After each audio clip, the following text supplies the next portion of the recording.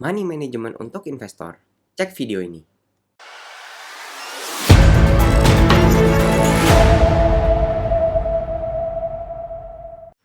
Thank you untuk yang udah subscribe. Yang belum subscribe, minta tolong di subscribe, like, dan komen kalau ada pertanyaan.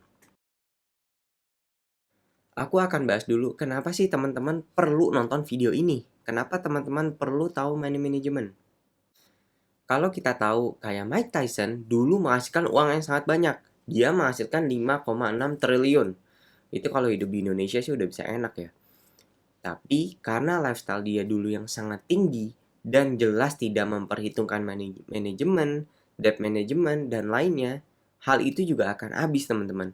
Bahkan dia pernah sampai minus teman-teman. Tapi alhamdulillahnya untuk sekarang ya dia udah recover lagi. Tapi bayangkan kalau dia nggak bisa recover. Berarti apa yang sudah dihasilkan dulu terbuang sia-sia. Yang kedua adalah Michael Carroll. Memenangkan lotre senilai 223 miliar. Ini banyak banget teman-teman, tapi nggak sampai 10 tahun, angka ini kembali ke titik nol. Karena dia tidak mengatur keuangannya dengan baik. Dia menggunakan uangnya dengan foya-foya, membeli hal yang tidak penting, dan tidak investasi. Dia hanya melakukan hidup enak saja teman-teman. Jadi, dari dua cerita ini kita bisa lihat, uang yang banyak tidak akan menjamin hidup kita nyaman di jangka panjang. Teman-teman tetap harus mengolah uang itu. Makanya di video ini aku akan bahas. Lalu, pentingnya money management juga untuk mengakomodasi skenario jelek di dalam investasi.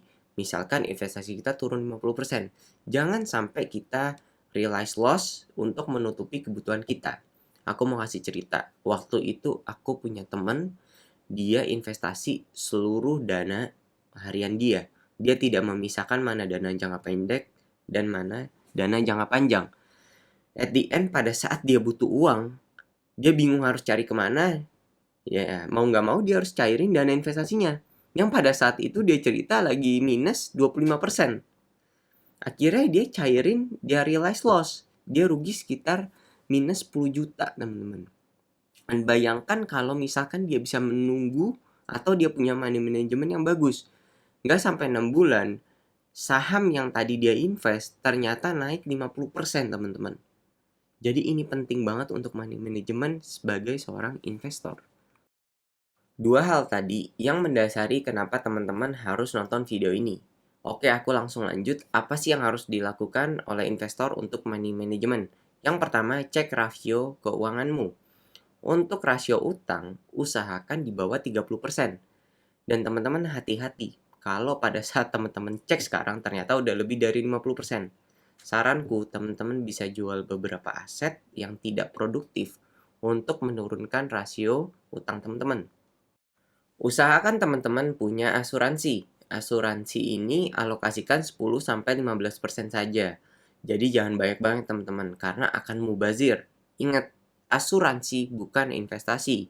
Asuransi untuk proteksi, investasi untuk memenuhi kebutuhan jangka panjang teman-teman. Usahakan dana harian atau living cost teman-teman di bawah 60%. Usahain alokasikan dana investasi teman-teman 5% dari pendapatan bulanan. Ini secara rutin ya. Dan kalau bisa makin tinggi sih makin bagus. Aspek penting yang kedua adalah dry powder atau dana cadangan. Aku mau kasih contoh untuk investasi saham, tapi teman-teman juga bisa adjust untuk investasi lainnya. Di investasi saham, kita tahu ada beberapa kali penurunan IHSG. Penurunan ini memberikan kita kesempatan untuk membeli saham berfundamental baik dengan harga terdiskon. Tapi pertanyaannya, apakah kita punya dana pada saat itu? Apakah kita punya dana cadangan untuk membeli di situ? Maka dana cadangan ini harus dipersiapkan sebelum terjadi koreksi itu. Secara general, aku akan bagi dana investasi aku seperti ini. Misalkan 100 juta, 70 juta aku alokasikan untuk investasi, 30 juta aku alokasikan untuk dry powder tadi. Dan 70 juta ini aku alokasikan untuk 50 juta di saham, dan 20 juta standby di RDI. 20 juta ini apa beda sih sama 30? 20 juta ini untuk mengakomodasi penurunan yang masih dalam range normal, misalkan 5%, 20%, dan lainnya. Dan 30 juta ini hanya aku gunakan saat terjadi koreksi besar IHSG seperti digambar di samping. Oke, angka yang aku tampilin di sini bersifat fleksibel. Teman-teman bisa pakai angka berapapun dan ini hanya sebagai referensi, mempertimbangkan aspek risiko dan juga money management teman-teman pribadi. Kalau aku ngaturnya seperti ini.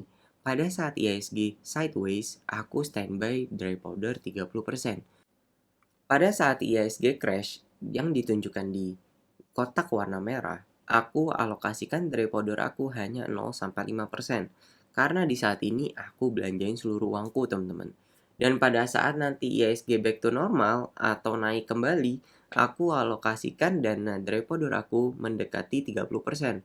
Karena untuk standby, jaga-jaga kalau terjadi koreksi ekonomi kembali.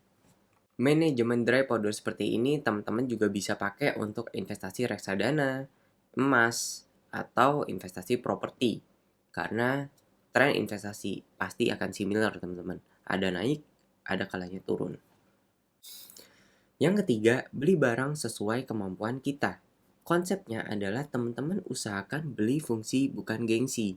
Aku mau kasih contoh di sini untuk 2 item. Yang pertama untuk barang-barang konsumtif seperti jam, sepatu, tas, dan lainnya. Usahakan hal ini 10% sampai 20% dari pendapatan tahunan teman-teman. Ini total ya, usahain. Kalau misalkan ternyata teman-teman suka sama hal yang mahal, ya usahain teman-teman bisa dapat income stream tambahan. Jadi teman-teman juga bisa afford barang itu. Usahain alokasikan dana untuk kendaraan tidak lebih dari 25% dari total aset kamu. Misalkan aset kamu 2M, ya kamu udah tahu ekspektasi daripada nilai kendaraan kamu harus berapa. Jadi jangan sampai melebihi, teman-teman. Dan sekali lagi ini adalah saran, tidak saklek, teman-teman. Tapi kalau berdasarkan aku diskusi dengan teman-teman aku yang sukses, mereka akan berpatokan sama angka ini. Ini ada quotes yang menarik. Inti dari quotes ini adalah kalau kamu mau beli suatu barang dan kamu bingung nilai ini ekonomis atau enggak, kamu bisa mikir, kalau saya membeli barang ini, saya bisa nggak kira-kira beli barang ini 2? Kalau kamu hanya bisa beli barang itu 1 dan udah empet-empetan, berarti kamu belum layak sekarang, teman-teman. Mungkin next, kamu akan bisa. Jadi aku mau kasih contoh, waktu itu aku mau beli jam seharga 3 juta. Dan aku pikir kalau something happen terhadap jam ini dan aku harus beli lagi, aku nggak bisa untuk sekarang. Karena untuk afford jam ini aja, aku butuh 2 kali THR. Jadi aku pikir, oh ya sudah, aku cari jam yang lebih murah. Aku ambil jam 300.000. Gimana aku pikir kalau jam ini kenapa-napa dan aku harus beli lagi, itu nggak ada masalah. Karena itu masih masuk di dalam range spending aku. Yang keempat adalah asuransi. Asuransi ini penting banget untuk kita. Bukan hanya untuk proteksi keluarga kita, tapi untuk juga proteksi tabungan, dana darurat, investasi, dan kendaraan. Maksudnya gimana, Kak? Jadi misalkan terjadi resiko, jangan sampai kamu mencairkan dana tabungan kamu, atau mencairkan dana investasi kamu, atau bahkan menjual kendaraan kamu. Usahain banget kamu punya BPJS Kesehatan. Dan kalau ternyata kamu mau upgrade, boleh deh kamu ambil asuransi swasta. Tapi alokasinya harus diingat ya, jangan lebih dari 15%. Karena ingat, ini adalah asuransi, bukan investasi. Yang kelima, ini menarik banget. Jangan ikut lifestyle orang lain. Jadi aku punya banyak teman yang bingung, ini weddingnya bagus banget ya. Influencer ini weddingnya bagus banget. Mobil artis itu keren banget. Mobil YouTuber itu keren banget. Artis itu pakai AirPods. Wah, gue harus gantilah kayaknya. Ingat teman-teman, kalau kamu membeli, kamu bayar sampai nyirit makan. Kalau dia di endorse, at least dia dapat duit dan dia dapat itu for free, teman-teman. Jadi teman-teman jangan mencoba untuk mengikuti lifestyle orang lain. Teman-teman harus jadi diri sendiri. Kalau teman-teman ternyata bisa beli AirPods, bisa beli mobil mewah, bisa wedding mewah, make sure itu sesuai dengan kemampuan teman-teman. Jadi jangan sampai ikut orang lain. Ini hidup kamu, teman-teman. Kalau sampai kamu kelaparan, kamu nggak bisa memenuhi dana pendidikan, resiko ada di kamu, bukan di mereka. Oke, itu 5 tips gimana money management sebagai seorang investor. Aku harap teman-teman bisa improve, kita bisa sama-sama sharing knowledge. Thank you banget teman-teman udah mampir. Thank you banget teman-teman udah nonton. Good luck and see you.